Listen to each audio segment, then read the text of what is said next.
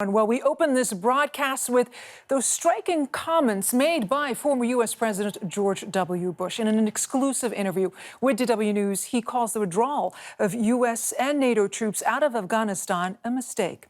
While President Bush added he feared that the pullout of troops would lead to women and girls suffering at the hands of the Taliban. He also spoke of his relationship with German Chancellor Angela Merkel, praising her for her support of the military mission in Afghanistan. I was very pleased. She was supportive of troops in Afghanistan. By the way, and one of the reasons why is because she saw the progress that could be made for young girls and women in Afghanistan. It's unbelievable how that society changed from the brutality of the Taliban. And now all of a sudden, sadly, I'm afraid Afghan women and girls are going to suffer unspeakable harm. Is it a mistake? The withdrawal? I think it is. Yeah, because I think the consequences are going to be unbelievably bad, and I'm sad. And Laura and I spend a lot of time with Afghan women, and they're scared. And I think about all the interpreters and people that helped not only U.S. troops but NATO troops, and they're just. It seems like they're just going to be left behind to be slaughtered by these very brutal people, and it breaks my heart. That exclusive interview with the former president conducted by our Washington bureau chief Ines Pohl, and we can go to Ines right now to get some more insight into what was being said. Very striking comments there, Ines. Give us a sense how he felt about the pullout. Yeah, well, he really thinks that this is a huge mistake and will lead to chaos in Afghanistan, what he said. And Leila, this whole interview was said in a very personal take. We could talk to him in his summer home in Maine, and I really believed what he said, that he really is deeply concerned. He's deeply concerned. What does he fear most? Well, to give you a little bit of a perspective for our international viewers, as many of the longtime conservative Republicans, Bush also still believes that the goal to fight terrorism in the Middle East was necessary. And now he thinks it is far too dangerous to leave Afghanistan to the Taliban, as they has really started to make ground in the country. So this is kind of the bigger picture.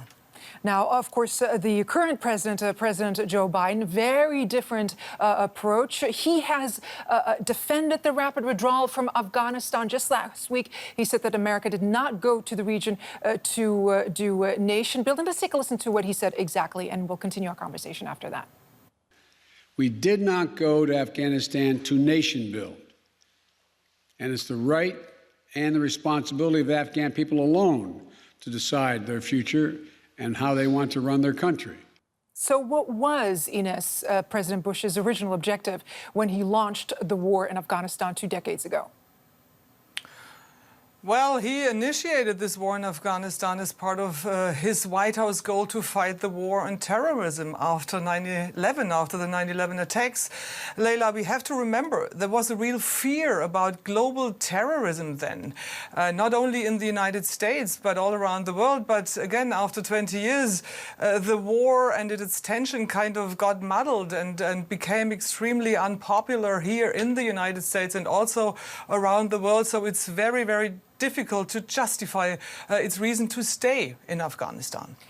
You were there with him in that very intimate setting that you outlined for us. Did you get a feeling that the former president, President Bush, was criticizing indirectly President Biden?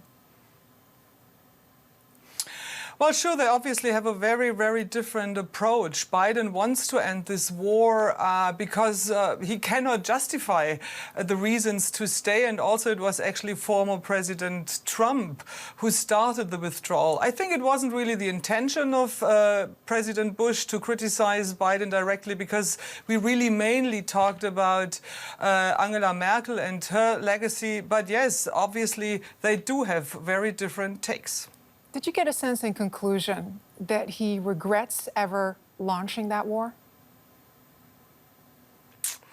I do not think so.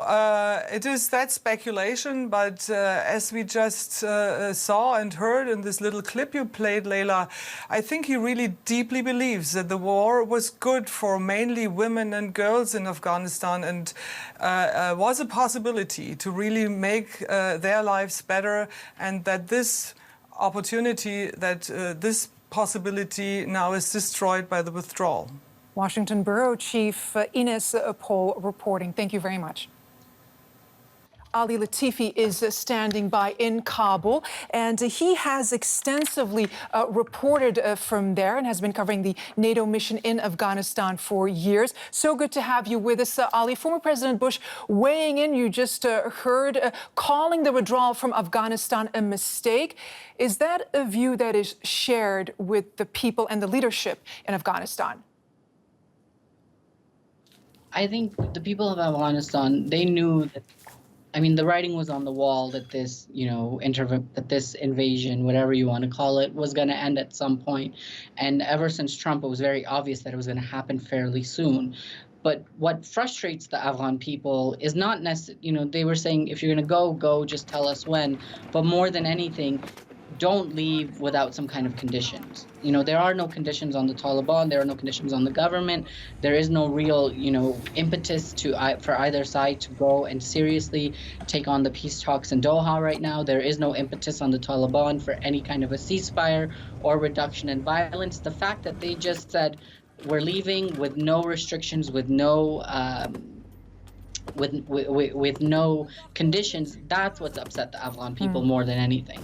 No strings attached, as you are reporting. Now, he mentioned, which was also quite interesting in that exclusive DW News report, that the people that he's most worried about are the women, the children, other vulnerable groups like the interpreters and the people who helped the troops that have been based in Afghanistan for 2 decades. What is their situation right now? The situation of interpreters is difficult because they were on the front lines of this. They were standing beside foreign soldiers, going into villages. They were involved in interrogations, although at that time their identities were hidden. But it's fairly easy for the Taliban to figure out who these people were. Now, the Taliban has issued a statement saying if they really express remorse or repentance for what they did, they will let them go. But there's no guarantee of that because there's no real system in place for that. How can you convince? Who are you supposed to convince? And how can you convince them, enough that you are quote-unquote repentant that they won't actually come after you. So the situation for them is very dire. The situation is very dire. And can you also speak to the situation of Afghan women and children? Will the gains that they have made in these past couple of years, are they lost? Well, I think we have to remember that, these aren't gains necessarily, all of them. A lot of them are regains that, women had rights, children had rights before the Soviet occupation, that things were evolving at that point. So it's not as if the U.S. came and magically all of these things appeared. The other thing is that there have been a lot of difficulties along the way. Women still have difficulties finding jobs. Access to education is still a major issue. So to say that, everything is great at this moment is also not necessarily realistic. But of course, there is fear that if the Taliban come back to power, that they may go back to their old ways of 1996, where women, besides doctors, were not allowed to step out of the house, where there were controls on what you wore, on, media consumption, on all of those kinds of things. So that's why it's so important for the Taliban to really put out a list of exactly what they expect if they are to come to power. What will the legacy be of 2 decades of U.S. presence in Afghanistan? And what do you make of the former president, the president who launched that war in Afghanistan to topple the Taliban? I think it's very interesting that he's suddenly, concerned about women and children because, his war made a lot of widows and made a lot of children orphaned. There was a lot of, there was rendition, there was Guantanamo, there was imprisonments, there was night raids, there was drone strikes, there was airstrikes. There was all kinds of things that if he's concerned about civilians, he should have, thought about during his own administration.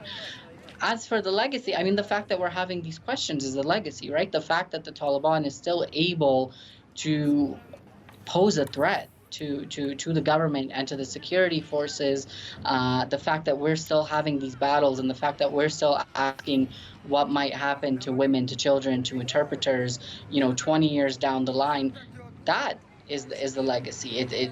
What really was achieved if we're still asking these questions 20 years later. Ali Latifi, journalist in Kabul, thank you so much for weighing in. Greatly appreciate it. Thank you.